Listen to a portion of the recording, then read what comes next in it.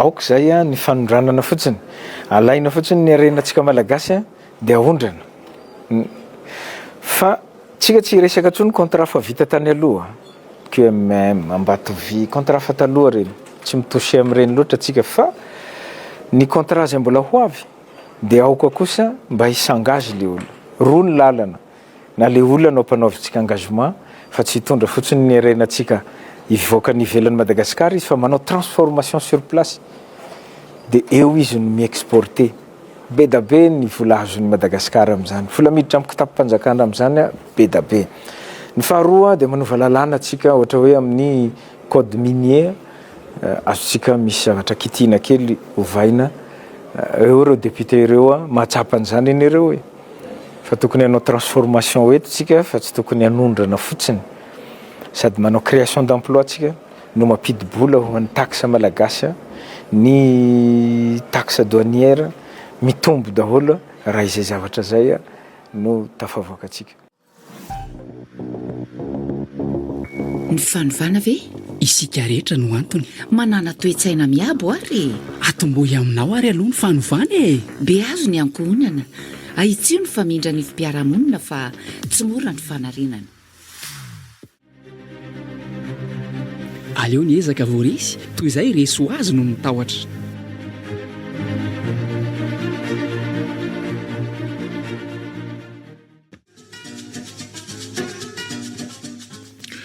Karoka tsara ny amin'ny 7:30 minitra amin'ny ity androny 3:30 May. Taona 2024 ity tery rekotiny irina mampifandraitsika tsy amin'ny lafiny teknika Roland Brito kosa no isatatra ny tafa amin'ity maraina ity alarobia miveriny ity ary tisy alarobia 3:30 May 2024 tsondra tsy tia androany ity ka dia fanara roatra zany mba hametrahana tantara ary zavatsoa ihany koa. Rehefa miresaka zay tantara zay dia tsaroana amin'ity anio ity ny hetsika goavana zay vadia tolom-bahoaka mihitsy moa zany tamin'ny 7:30 taona lasa zay 13 May 2027 daty manatantara zany eo amin'ny tantaran'ny Madagasikara satria dia teo niombona ny tanora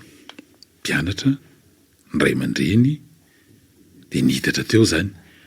ny amin'ny hoe ahatsahatra ity fanjanahana amin'ny endriny vaovao ty aok'izay ny amin'ity sekoly miangatra ity mila aravaina zany rehetrarehetra zany fotoana lavalava fatrany amin'ny volana aprily taona 2027 no efa konikonina sy nandrafitra an'izany ny tanora mpianatra dia tsy mamasina dia tsy be felatana toteny akatso teny ny fivorenana andaminana ny amin'izany ataontsika hoe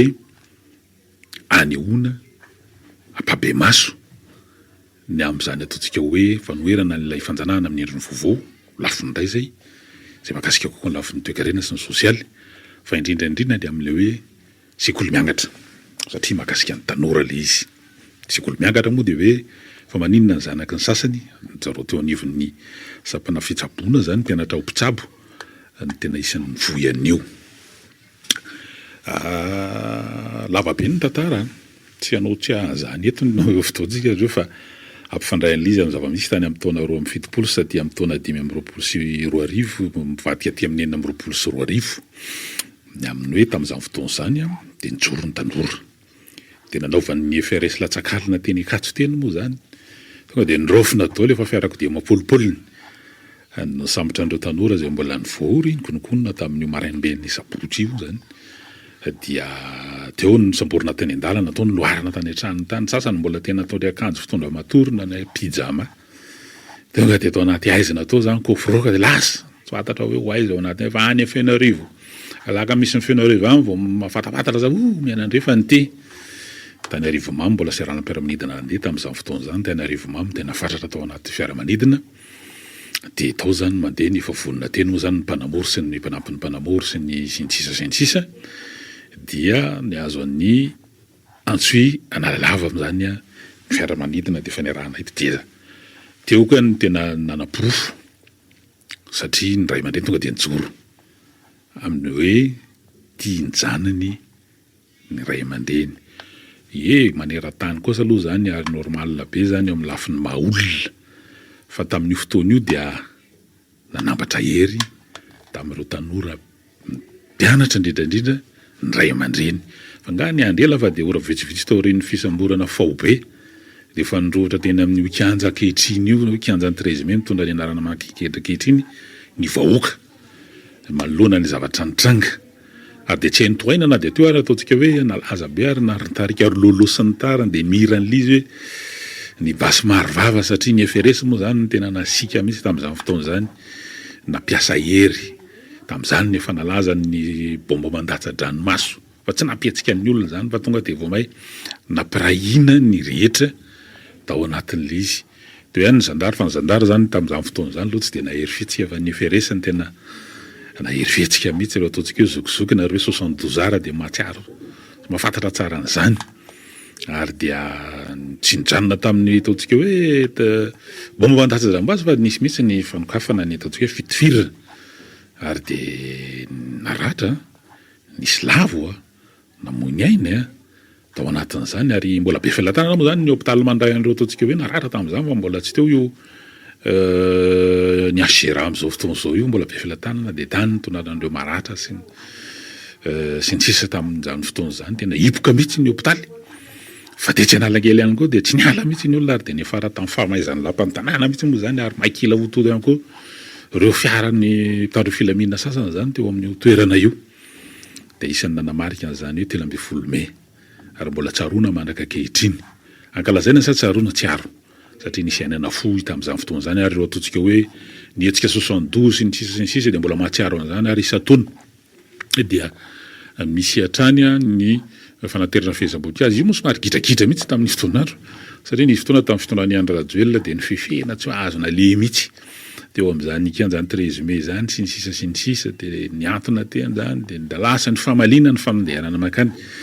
asany amin'ny endry nisy ehony amin'ny tian'io ty mino fa tsy hitranga zany satria datonana tantara tsy azo kosehiny zany satria nanova lasa kianja nanovana iny fa hatramin'ny ataontsika hoe rafim-panjakana teto Madagasikara ny kianjan'ny 13 Mai ary toerana izay lasa hoe kianjan'ny fanovana mihitsy raha izay no mahadika azy satria tamin'izany fotoana indray rehefa teo ny hetsi-bahoaka dia tonga teny ihany koa ny miaramila moa zany tamin'izany fotoana zany dia mampatsiarotsiaro ny tamin'ny tranga tamin'ny 2024 nandeha ny hetsika mpitakina tanora zany hoe 17 taona tsy aoriana dia ohatrany miverimerina ny tantara zany satria dia nihetsika ihany koa ny tanora tamin'ity ndray mitoraka ity dia ireo toka filana fototra no fotom-pitakina tamin'ity ndray mitoraka ity dia ny jiro sy ny rano zany ary teny amin'ny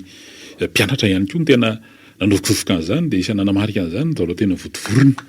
ny mpianatra ho ingeniera zany teny amin'ny politeknika ny votovorona dia teo ihany koa moa retsika maro samihafa satria efa ny alohan'izany efa nisy ihany retsika politika tsy resahana tsony tamin'ny 13 nisy an'ireny C11 ny hetsika fotsy sy ny sisa fa ohatran'ny karazana hoe nandroso ny hemitra teo ihany moa izy fantaty amin'ny 5 zany dia hoe teo amin'ny hetsim-pitakina ny filana fototra io no azo lazaina fa napopoaka ihany koa ny raharary ny vadika ho hetsi-bahoaka dia ny raha nahita ihany koa nisy ainana fohy fa 20 mahery no lavo tao anatin'izany misy mitondra takaitra vokatry ny ratra ary tsy teto ihany fa tany amin'ny faritra maro dia sambany raha teo amin'ny fitadidiana angambany teo amin'ny tantara ny hetsi-bahoaka teto Madagasikara no nahenika ny faritra maro manerana ny nosy zany hetsika izany ary ny tanan-dehibe maro teto Madagasikara dia nahitana an'izany ny hoe ampitsarana ny fitondrana Andry Rajoelina satria dia le filana fototra mihitsy tsy vita ary dia nihitatra tamin'ny zavatra hafa moa zany amin'ny hoe fahalalahana amin'ny fanehoan-kevitra satria dia ny raha nahita sy na raha niaina ihany koa raha tsy ho tsaroana tsy ho tsahivana fo nikasika ny hoe na ny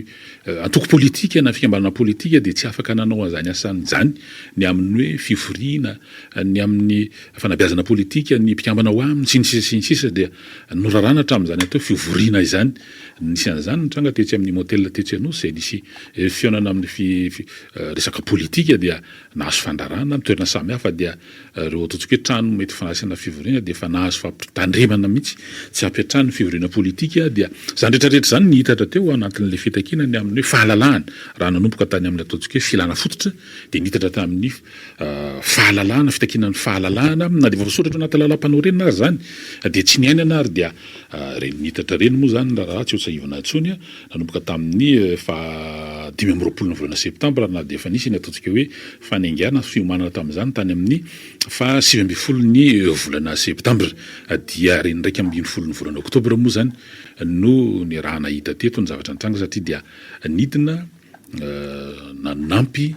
ny mpitolona nampitsahatra any ataontsika hoe fandropahana ny malagasy ny miaramila ary izay moa dia le hoe miaramila républicaine mihitsy raha ohatra ka faction militaire no nijoro tamin'ny taona 2010 dia azo lazaina fa ny miaramila républicaine mihitsy no nijoro tamin'ity indray mitoraka ity ary mety zany na tonga n'ilay tombadika tany amin'ny hoe havozina ny république hoe refondation de la république nisy ny teny manainga ho fototra zany ataontsika hoe zavatra mitranga kehitriny izany peraka moa zany ny fanontaniana hoe diso fanantenana ve mety nanenina ve zany reo ataontsika hoe 72 heures zay nanao nietsika tamin'izany fotoana zany mety tsy izay angamba fa mifameno ny zavatra rehetra ary izay indrina hoe fotoana toy izao ny tokony samy amperitreritra ny rehetra ihany koa ny amin'ny hoe ahoana ny amintsika ity satria betsaka ihany reo karazana tolona ary ndresahana sy naverimberina matrany ny amin'ny hoe fanovana toetsaina ny eo amin'ny tena ilaina amin'izao fotoana zao tsisy tsy niventy sy namerimberina zany ihany koa nefa zay mpitondra ny fandimy zay ny amin'ny fanovana toetsaina fa samy mahita ny vokany toetsaina inona aloha zany ny tena niova ary tena nisy tokoa ny ve ny fivana fa samy resy lahatra andrehetra ary mbola miverina raha ohatra ka hoe jerena tamin'ny fotom-pitakina sy ny atom-pitakina tany amin'ny taona 27 ny amin'ny hoe sekoly miangatra dia everina ho zava-dehibe ary tena fototra zany ny fampianarana sy ny fanabeazana io zany no azo lazaina fa fototra ianganiny ataontsika hoe fampandrosoana raha tena isy zany satria ny fahazahoana ny fampianarana sy ny fanabeazana no hiteraka fanajana sy fanarahana lalàna izany ihany koa no mampisy ny atao hoe fitsipika fa raha mbola io zany no lesoko dia mampatsiahy ny tenin'ny filoha afrikanina tatsimo teo aloha ny Andriamatoa Nelson Mandela fa ary tsy izy rery moa zany fa nareo ataontsika hoe mpandinika fiarahamonina hafa ihany koa hoe raha tiana hopotehana zany reo ataontsika hoe taranaka na ny hoe tsisy ny fampandrosoana anatin'ny firenena dia eo resaka fanabeazana io no potehana zany dia izay le resahana ary mampatsiahy ihany koa ny ataontsika hoe rantsy zarain'ny professeur Jonara Tsimbazafy matetika ny amin'ny hoe raha mbola ivan'ny faharipahan-takarana sy ny faharipahalalany ny mponina ny vahoaka eto Madagasikara dia mbola iakin-doha lava amin'ny any ivelany isika dia mbola hanafatra vahiny hatrany tsika ny amin'ny anao an'ireo asa goavana eto amin'ny firenena dia menomenina lava eto tsika hoe dia mbola gazana mbola tsy mahaleo tentsika mbola miakin-doha tsika satria izay mbola lesoka be raha nitatitry ny banky raisam-pirenena dia milaza fa amin'ny ankapobeny tsy mandingana ny ambaratonga fototra eo amin'ny taona fahatelo na taona fahaefatra no mba faripahalalany malagasy amin'ny ankapobeny iva dia iva zany ary zany isan'ny mahatonga ihany koa ny karazana fanambakana sy ny ataontsika hoe fanararotana ny fanaovana fitaovana ny vahoaka amin'ny ankapobeny indrindra rehefa amina fotoana mponina politika sasany moa zany indrindra fa ararotana amin'ny vanim-potoana ny fifidianana dia lasa kitolotolotra amin'ny lafiny ataontsika hoe filana ara-materialy zany sakafo sy ny sisa sy ny sisa no entina ambabona ny safidy ny olona rehefa tonga ny fotoam-pifidianana dia izay zany le manamafy an'leo hoe manana ny toerany lehibe ny fampianarana sy ny fanabeazana raha miresaka fampandrosoana raha miresaka fanarahan-dalàna raha miresaka fitsipika raha ohatra te hiala aminatiny ataontsika hoe geja ny vahinina ny hoe fekinan-doha lava satria raha ny zava-misy tokoa ny amin'izao fotoana zao misy tetika asa lehibe na sy ny sisy dia saika ny vahiny hatrany ary dia mifanome tsy ny lava eto tsika ary zany rehetrarehetra zany dia mafototra le hoe mbola tsy ampy mbola iva dia hoe ary mila hanaovana ezaka sy politika mazava ny eo amin'ny sehatry ny atao hoe fampianarana sy ny fanabeazana eto Madagasikara. Asitsika fainkely Thierry Rakotonerina dia resantsika foa ny mikasika ny zava-misy amin'ny sehatra iraisam-pirenena. Inona moa no ambara, inona no lazaina mikasika an'izany fa mitoy ny ataontsika hoe dia ataon'ny filohan'ny fanavaozana ny ampita any zany. Taoriany ataontsika hoe fionana tatsy Nairobi Kenya eo amin'ny Frantsa sy Afrika dia io moa zany tony fanao rehefa dia toy izao dia niaona tamin'ny ireo malagasy mila ravinahitra any a Kenya sy ireo ataontsika hoe firenena manodidina izay tonga tao an-toerana ny filohan'ny fanavaozana sy ny délégation nantarihany zany nisy ny minisitra maromaro, ministry ny vola, ministry ny raraham-bahiny, ministry ny amin'ny mikasika ny teknôlôjia sy ny poste ny fifandraisan-davitra zany, ny ministry ny fampianarana teknika sy ny fampianarana teknika, teo ihany koa moa zany ny filohan'ny anteniera pirenena sationa fotsiny zany amin'ireo délégation miaraka tany Kenya dia ny zavatra fohy ngamba ny isan'ny tsoahana tao amin'ny zavatra ny resahany ankoatran'ireo hitahitan'ny diaspora tany mikasika an'le mba hanamorana mba isiny ny tompony andraikitra izay mba afaka mikarakara azy ireo. Eo moa zany mikasika ny resaka passeport sy ny fanavaozana zany hanamorana an'ireny dia isan'ny mitondra fanazavana mikasika ny hoe isina karazana consul honoraire zany ana Nairobi. Fa ny zavatra anankiray isan'ny nanamarika ary ataontsika hoe zava-dehibe ary mazava zany resaka ankehitriny raha ny zavatra nambaran'ny filohan'ny fanavaozana tamin'ny malagasy diaspora tany Kenya Nairobi tamin'ny omaly ny amin'ny hoe raha tsy misy zany ny fiovana dia hoe amin'ny faran'ny taona 1724 dia efa vita ny fifidianana filoham-pirenena. Milohan'izay dia isy ny fitsapakevim-bahoaka ary na fifidianana lalam-panorenana. Dia mazava zany resaka aloha me mazava moa zany me mazava zany aloha ao aorian'izay mety hoe fikonan-doha ny fikonan-doha pirenena izay ho atao atoato dia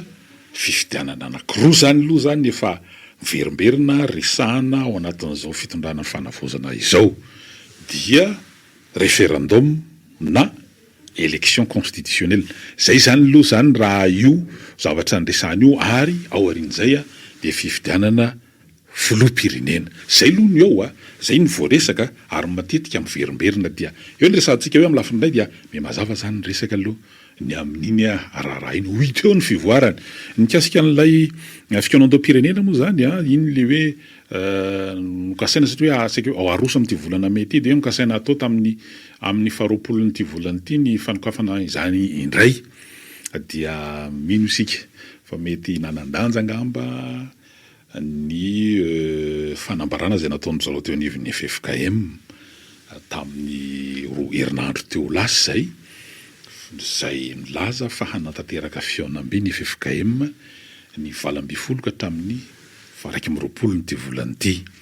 Zany hoe raha reo daty anankiroa reo zany dia misy fifandriana, misy fifantsana ka mety tsisy ny fanomezana vahana reo ataontsika hoe détracteur sy ireo mpivoiny amin'ny hoe fa nailika ve ny FFKM mety ho zay angamba